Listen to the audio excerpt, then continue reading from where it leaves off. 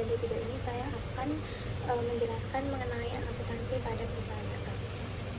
Nah, jadi sebelum kita masuk ke jurnal umumnya, saya akan menjelaskan dulu mengenai yang pertama itu apa itu perusahaan dagang, lalu jurnal perusahaan dagang, lalu yang ketiga FOB, yang keempat term of payment, yang kelima perbedaan dengan perusahaan jasa. Nah, jadi yang pertama itu ada perusahaan dagang.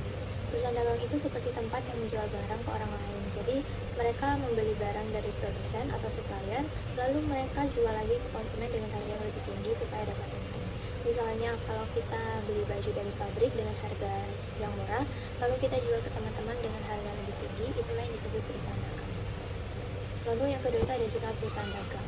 Jurnal perusahaan dagang itu seperti catatan keuangan yang mencatat semua transaksi yang terjadi, baik itu penjualan, pembelian, atau pengeluaran lainnya. Jadi kalau ada barang yang dibeli, itu kita input di jurnal. Begitu juga kalau ada barang yang dijual, kita juga inputnya di jurnal.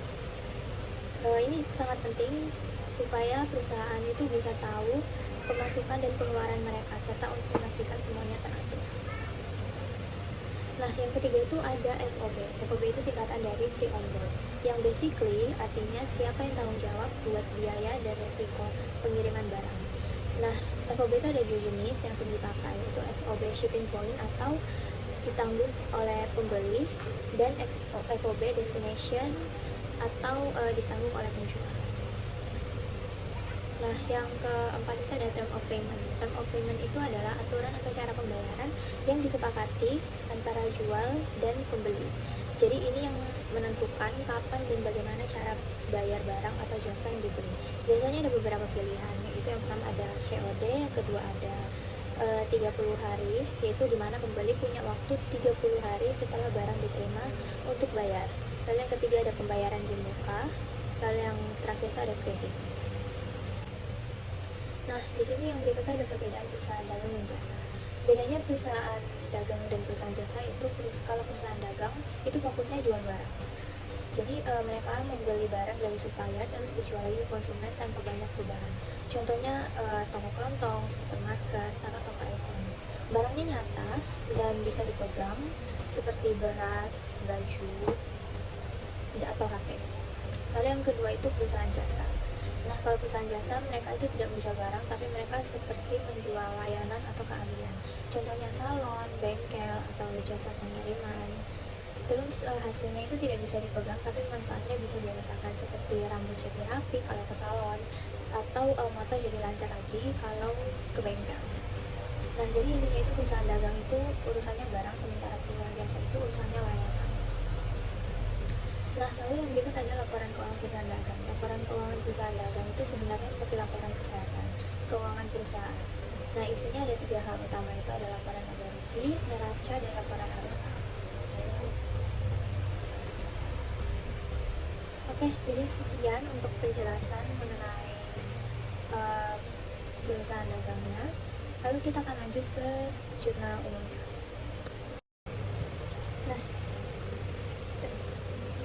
Nah, jadi di sini yang pertama itu kita akan membuat jurnal umumnya terlebih dahulu. Di sini saya sudah membuat COA, saya sudah buat list atau daftarnya supaya lebih mudah.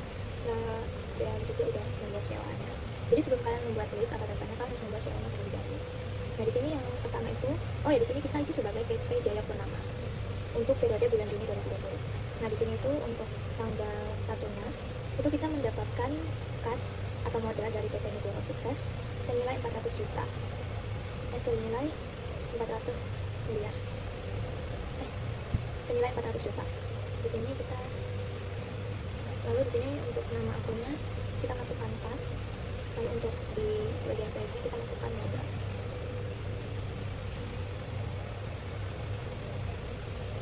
Nah, lalu di sini kita masukkan nilainya itu senilai 400 juta.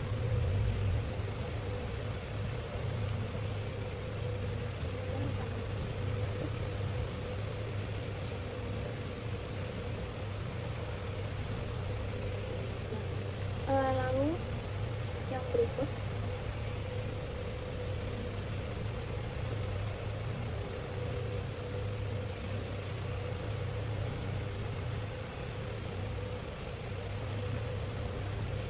kalian di sini di tanggal 2 itu Kilang Kalista membeli beberapa barang dari kita, tapi di sini tuh ada catatan syarat FOB destination. Jadi di sini kita yang membayar biaya pengiriman dan juga beban pokoknya. Nah, di sini kita akan isi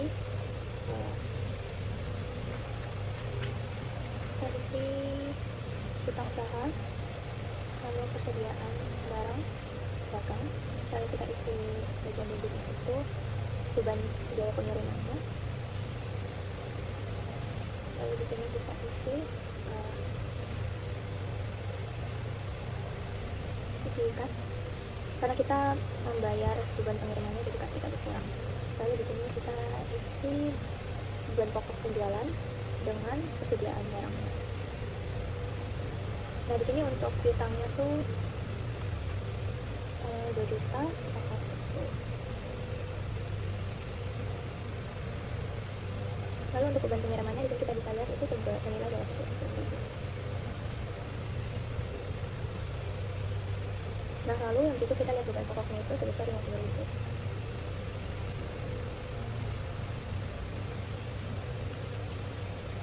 Nah, sudah selesai, lalu kita akan lanjut ke invoice figure. Di sini untuk tanggal 3 Juni. Nah, untuk tanggal 3 Juni ini, di sini kita lihat kita itu membeli beberapa obat-obatan di PT Klinik Bahagia. Nah, di sini itu invoice untuk kita. Jadi di sini kita isi, tapi di sini ada syarat FOB destination juga. Lalu juga ada beban pokok penjualannya. Tapi di sini kita tidak akan mengisi seperti beban pengiriman atau beban pokok penjualan, karena di sini itu kita posisinya kita yang membeli. Jadi kita tidak mengisinya di jurnal ini. Di sini kita tambah ke persediaan barang dagang. Lalu untuk akun kreditnya di sini utang usaha.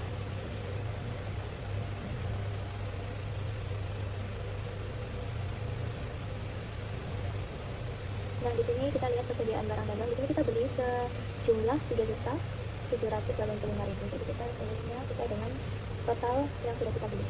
3.785.000. Di sini juga sama utang kita. Nah, lanjut untuk selanjutnya itu ada retur. Jadi di sini Aquila Kalista itu dia meretur barang-barang yang sudah dia beli pada tanggal 2 Juni tadi. Jadi kita lihat di 2 Juni tadi dia membeli beberapa barang lalu dia kembalikan. Di sini dia kembalikan tadi dan masih ingat. Nah, ini tuh tanggal 5. Jadi di sini itu beban pokok penjualan yang diterima dari retur ini adalah sebesar 400.000. Demikian dari penghasilan kita ada berapa. Jadi di sini untuk beban pokok penjualannya itu kita beban pokok penjualannya berkurang karena di sini dia retur dan juga untuk beban pokok penjualannya dia yang membayar. Jadi di sini kita akan persediaan barang dagang kita bertambah karena dia mengembalikan barang yang sudah dia beli. Jadi di sini persediaan barang dagangnya bertambah. Lalu di sini utang usahanya berkurang.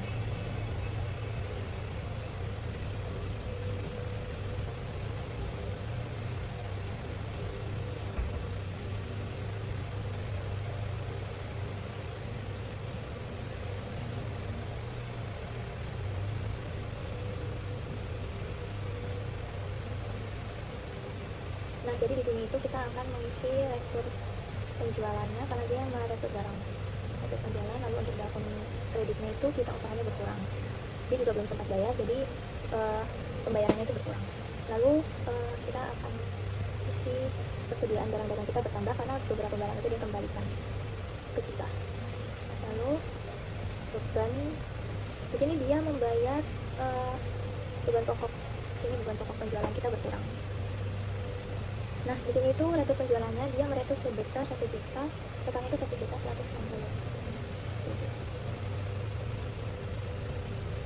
Lalu untuk persediaan barang dagangnya itu senilai 400.000.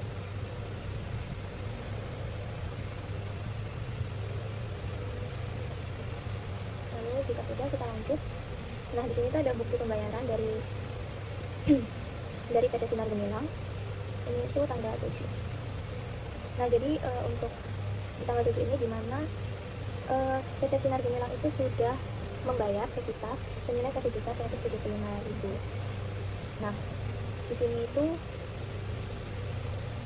kita lihat ini PT Sinar Gemilang ini, jadi dia sudah membayar barang-barang yang dia beli, dia membayar utangnya. Di sini kenapa jadi 1.175.000? Karena pada ini, pada faktor ini, dimana 2.410 itu kita kurangi dengan harga retur ini 1.160.000. Lalu karena di faktor ini sini ada tertulis termin 6/5 atau dia akan mendapatkan 6%, dia akan mendapatkan diskon 6% jika dia membayarnya dalam 5 hari. Nah, jadi di sini dia membayarnya dalam 5 hari, jadi dia mendapatkan diskon. Jadi tadi harga awal itu kita kurangi dengan harga retur, lalu kita kali dengan harga diskonnya, sama dengan hasilnya itu adalah harga diskon tadi. Nah, ini itu 1.175.000 ini itu kita sudah hitung dengan hasil atau pengurangan dari diskon yang tadi dia dapat. Jadi di sini kita masukkan ke kas, lalu ini kita utang usahanya berkurang. Di sini ada kita 170.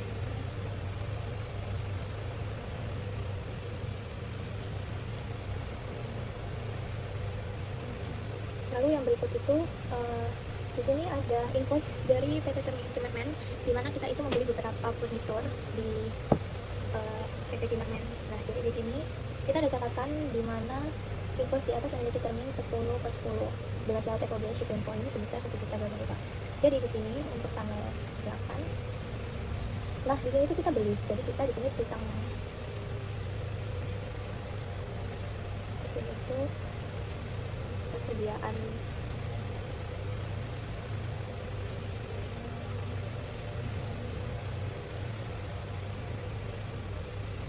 Nah, jadi di sini itu utang persediaan barang dagang, lalu kita isi utang usaha karena utang kita bertambah. Di sini juga kita tidak usah isi tentang beban, kita tidak usah isi beban pokok penjualannya dan juga beban pengiriman karena di sini kita membeli, jadi kita tidak membayar. Di sini untuk persediaan barang dagang itu 6 juta 1.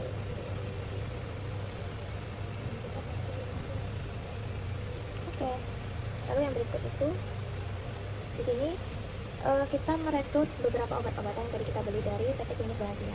Di sini kita rekrut beberapa, lalu ini ditambah. Jadi karena kita rekrut di sini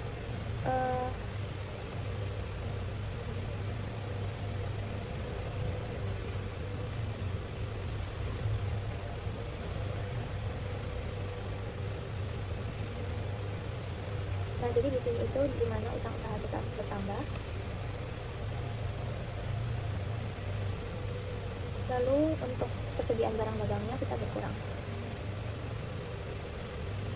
Di sini utangnya itu 925.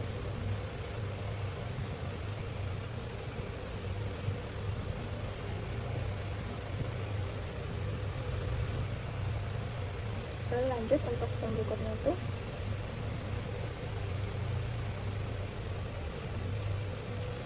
lanjut di sini ada akuntansi pembayaran di mana kita sudah lunas untuk membayar utang kita di Klinik Bahagia. Di sini kita isi tanggal 13. Sini lalu nah di sini tuh karena kita sudah membayar utang kita, jadi utangnya itu di akun kredit, lalu di debit itu akun persediaan barang dagang.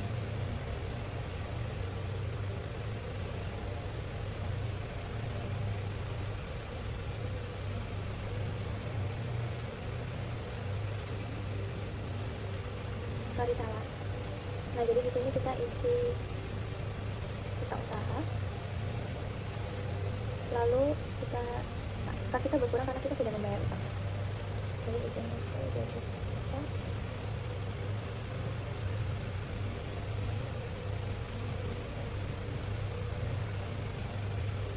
kita lanjut. Di sini ada bukti pembayaran di tanggal 19, ya dimana PT Jaya Purnama tuh yaitu kita sendiri itu kita sudah bayar ke PT Timmerman yang tadi kita beli furnitur itu, kita sudah bayar dengan nominal sebesar 6.150.000.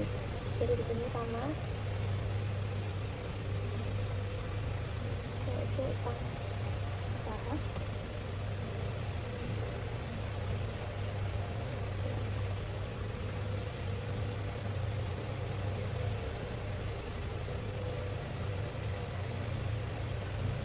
Nah di sini utang usahanya itu 6 juta 190. Oke, kita lanjut.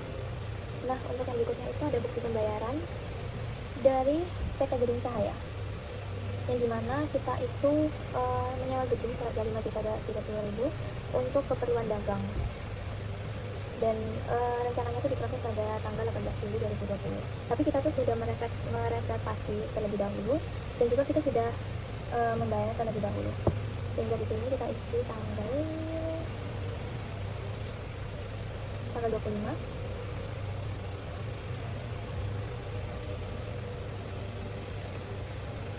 Itu sewa dibayar di mukanya bertambah, lalu sini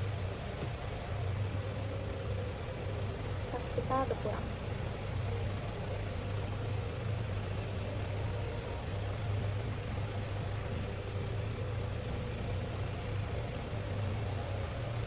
Jadi di sini kita isinya itu pas, lalu sewa dibayar di muka.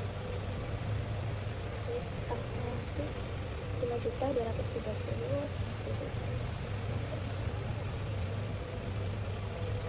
Lanjut untuk selanjutnya, di sini ada bukti pembayaran dari PT Asuransi Jaya, yang dimana kita itu sudah membayar asuransi sebesar 6 juta melalui tunai pada tanggal 27 Juni. Jadi kita di sini tanggal 27 Juni. Nah di sini kita sudah bayar untuk periode bulan Juni 2020, sehingga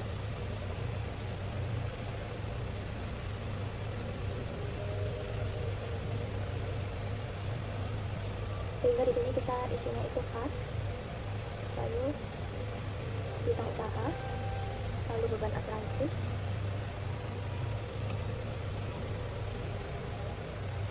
lalu di sini kas. Nah jadi di sini itu ada kas di debit, lalu kreditnya utang usaha, di debit beban asuransi, dan di kredit itu kas.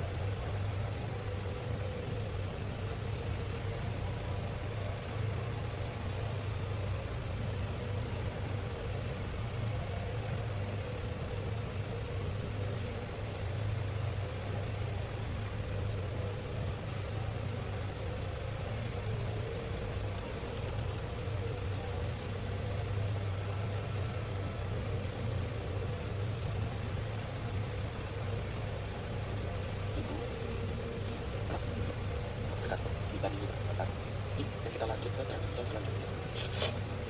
Jadi intinya di dalam pengumuman ini dari tanggal 28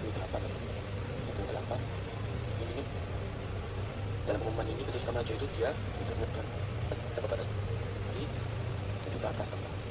Kenapa tidak mencatat asuransi dari muka? Jadi di sini selanjutnya ada bukti pembayaran dari PT Asuransi Jaya, di mana kita itu telah membayar asuransi sebesar 6 juta melalui tunai pada 27 Juni 2020. Di sini kita sudah tulis 27 Juni. Lalu di sini itu kita bayar untuk periode bulan Juni 2020. Nah, di sini itu kita tidak bayar asuransi di muka, karena bayar asuransi di muka itu kayak untuk jangka 1 tahun atau berapa bulan gitu. Cuma di sini kita itu bayar hanya untuk periode bulan Juni saja.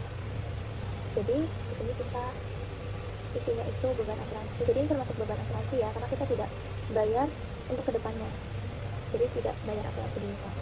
Oh di sini kas kita berkurang, karena kas kita sudah dipakai untuk bayar beban asuransi itu. Di sini sebesar 6 juta.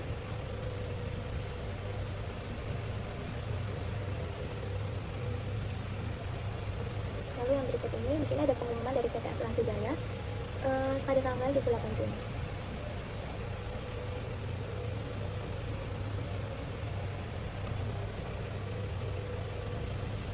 Nah, jadi di sini itu tanggal 28 Juni itu gimana kita itu salah.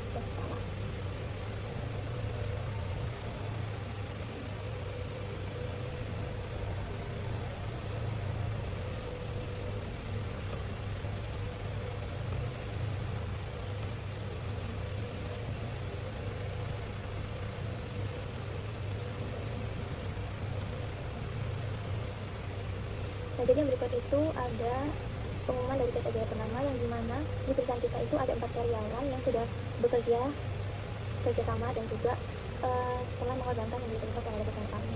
Dan juga kita sebagai apresiasi untuk karyawannya, di sini ada 4 karyawan, kita itu memberikan mereka penambahan gaji sebesar 5.500.000. Jadi di sini itu kita isi. Jadi di sini kita isi beban gaji.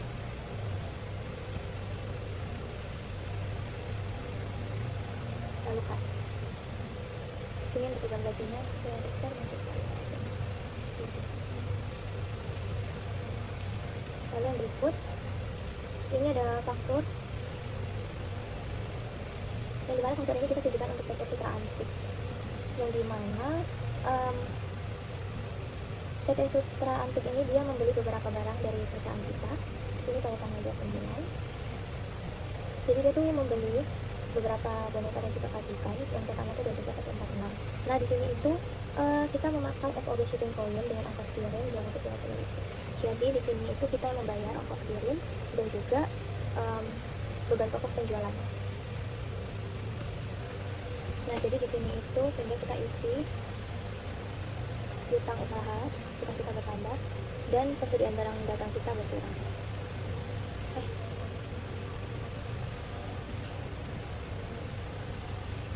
Oke, di sini itu utang usahanya sebesar 2.146.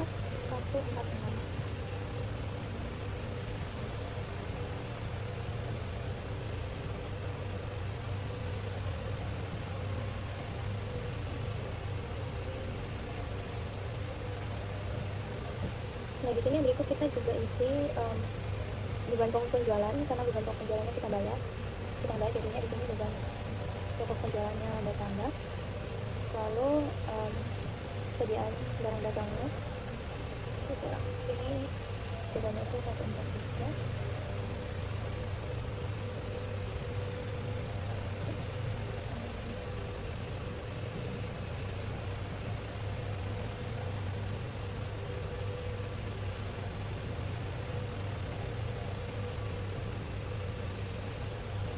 Lalu yang berikut di sini kita ada bukti tagihan dari PLN, yang dimana tagihannya itu sebesar 100.000.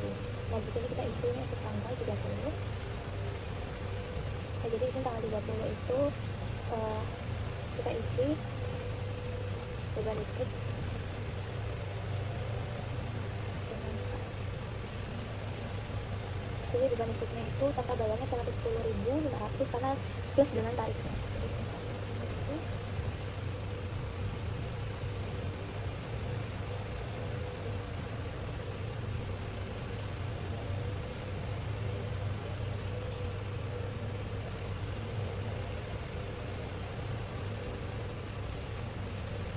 Lalu yang berikutnya itu di sini di tanggal 30 Juni juga. Di sini ada kwitansi pembayaran dari dari PT Sutra Antik untuk PT Jaya Purnama. Jadi di sini PT Sutra Antik tadi kan dia membeli beberapa barang dari kita. Lalu dia belum bayar. Nah, jadi dia bayarnya pada tanggal 30 ini. Di sini PT Sutra Antik dia tidak mendapatkan diskon ya. Jadi dia tidak ada potongan diskonnya. Di sini kita isi itu pas dengan kita usaha.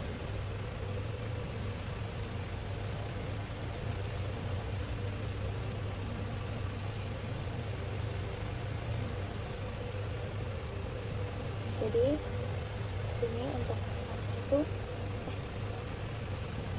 jadi di sini untuk kasnya itu kita mendapat pemasukan sebanyak 2.141.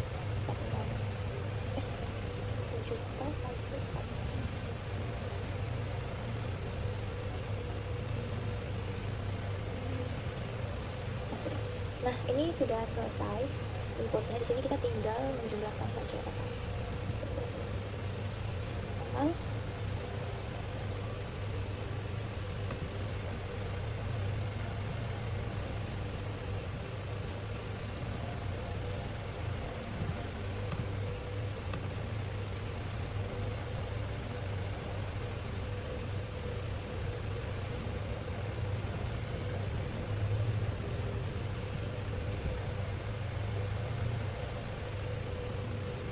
Nah, jadi di sini untuk total keseluruhan kita akan sum pakai rumus sum, lalu kita drag.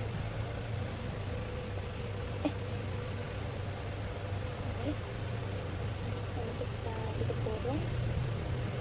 Bentar. sini juga sama.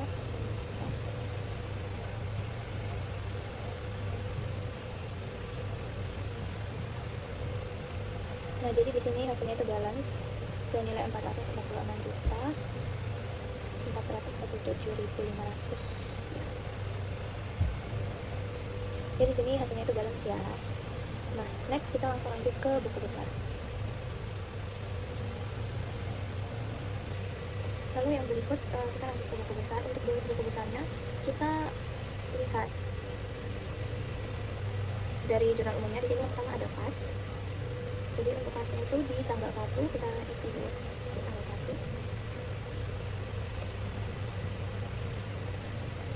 Nah, di sini untuk tanggal 1 itu di sini ada kas di debit sebesar 400 juta. Isi 400.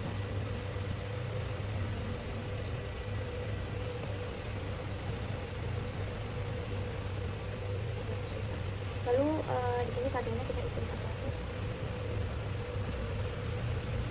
Nah, di sini untuk tanggal berikutnya itu di tanggal 2. Di sini tanggal 2 ada kas di kredit sebesar 250. Kita isi tanggal 2. Lalu ini di kredit ya. Nah, jadi di sini itu hitungannya 400 juta ini kita tambah dengan jumlah yang ada di debit, lalu kita kurangi dengan yang ada di kredit. Nah, di sini itu kita sama dengan sum tambah sum.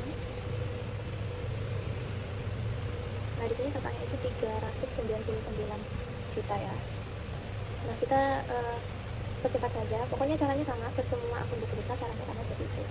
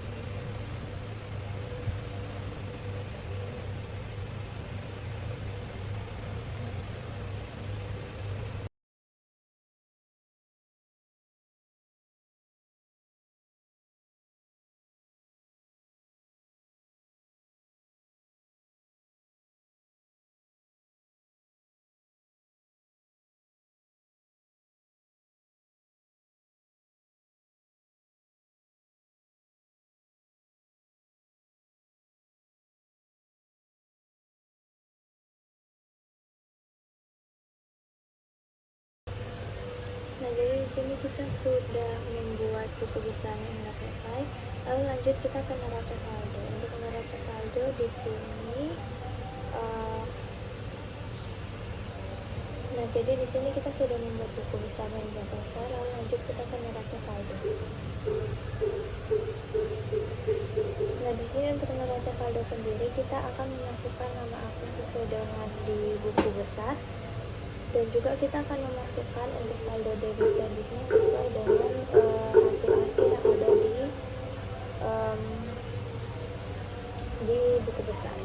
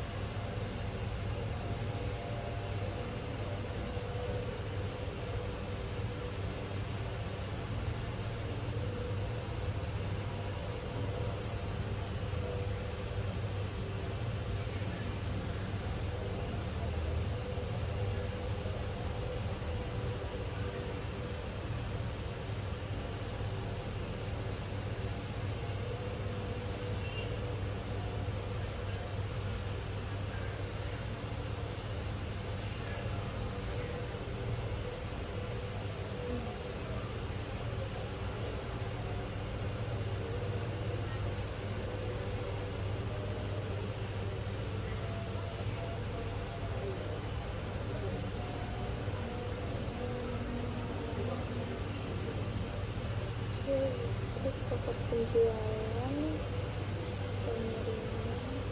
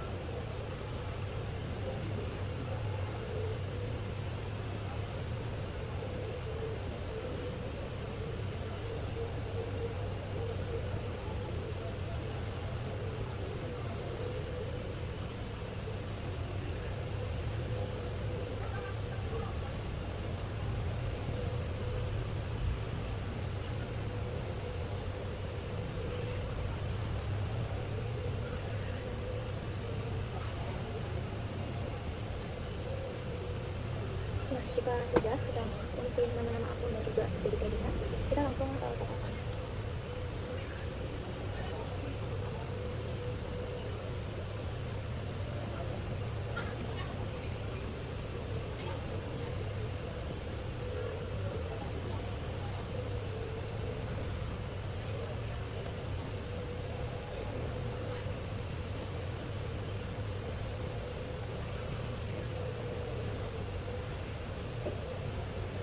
Nah, jika kita sudah memasukkan nama akun debit dan juga kreditnya, kita langsung menjumlahkan total debit dan kredit.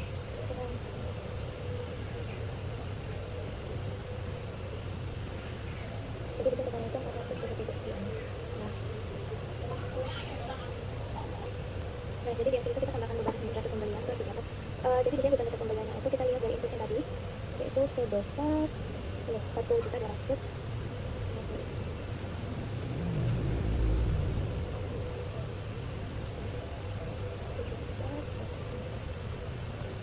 Lalu setelah itu kita jumlahkan semuanya.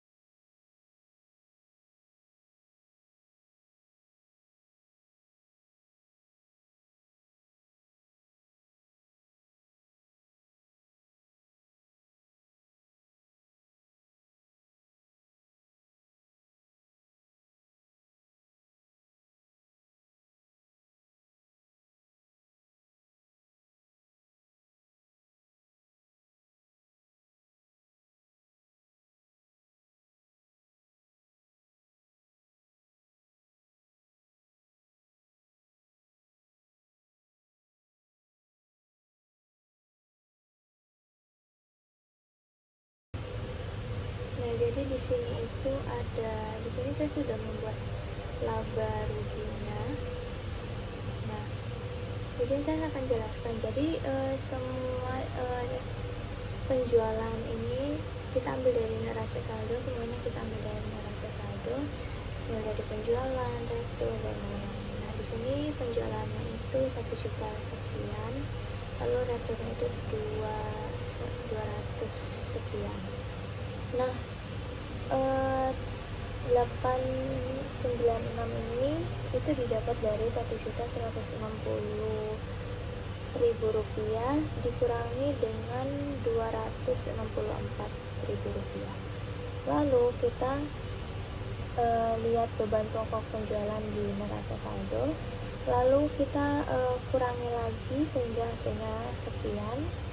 Lalu kita lihat lagi untuk beban gajinya, beban penjualan. Di sini beban gajinya itu 5.500.000 rupiah. Lalu di sini ada beban listrik ya, ini nih teman-teman. Beban listriknya itu 1.110.500. Nah, ini 5.610 sekian ini dapat dari 5.500 ini terus ditambah dengan 110. Nah, lalu untuk hitung rugi bersihnya ini kita hitung ini pendapatan, dihitung dari total pendapatan, total beban non operasional dan pendapatan. Jadi di sini untuk pendapatan kita 600 sekian lalu dikurangi dengan 5 juta sekian sehingga hasilnya 4 juta sekian. Nah, di sini itu perusahaan PT Jaya Purnama ini rugi ya guys, dan kemungkinan besar mungkin akan bangkrut karena dia mengalami rugi yang cukup besar, sehingga itu akan berefek yang lumayan besar juga untuk perusahaannya, dan kemungkinan besar akan bangkrut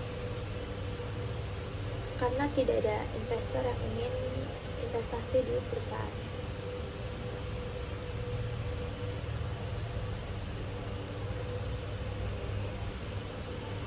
Lalu yang berikut di sini ada laba ditahan. Nah, jadi laba ditahan itu di sini untuk laba ditahan di 1 Juni itu tidak ada, jadi kita nolin aja. Terus untuk rugi bersihnya di sini kita ambil dari laba rugi tadi. Ya, di sini laba ruginya kan kita 4 juta sekian, sehingga kita taruh di sini juga 4 juta sekian. Lalu kita akan kurangi dengan dividen. Nah, karena perusahaan ini tidak ada dividennya, jadi dikosongin aja. Nah, jadi ini itu cara hitungnya itu 4 juta sekian ini dikurangi dengan dividen, sehingga totalnya sama dan tidak ada yang berubah. Lalu kita akan lanjut ke arus kas. Lalu selanjutnya ini ada arus kas, yang dimana di sini arus kas dari kegiatan operasional itu adalah kayak penerimaan dari penjualan, pembayaran beban gaji, pokoknya kayak tentang arus kas dari kegiatan operasional ini, dimana kalian tuh kayak kegiatannya tuh untuk bayar atau melunasi sesuatu gitu, dan juga menerima dari penjualan seperti ini. Lalu kita katakan hasilnya sekian. Dan untuk arus kas dari kegiatan investasi itu dimana kalian kayak membeli sesuatu untuk investasi, contohnya kayak perlengkapan atau peralatan gitu. Nah, ini di sini sekian, lalu hasilnya 17 sekian. Nah, terus ada arus kas dari kegiatan pendanaan, di mana kita ada modal dan dividen. Nah, di sini karena tidak ada dividen seperti sebelumnya, jadi dividennya dikosongin, cuma ada modal aja. Di sini modalnya 400 juta sekian. Lalu di sini untuk kas pada akhir periode itu kita jumlahkan total dari arus kas dari kegiatan operasional dan arus kas dari kegiatan investasi dan arus kas dari kegiatan pendanaan, sehingga hasilnya sekian.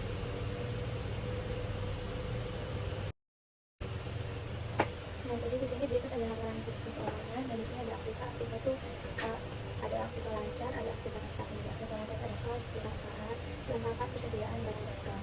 Kalau kita totalin semuanya dan hasilnya sekian. Lalu untuk aktiva tetap ada peralatan. Nah, di sini karena saat kita tidak ada peralatan, jadi kita kosongin saja.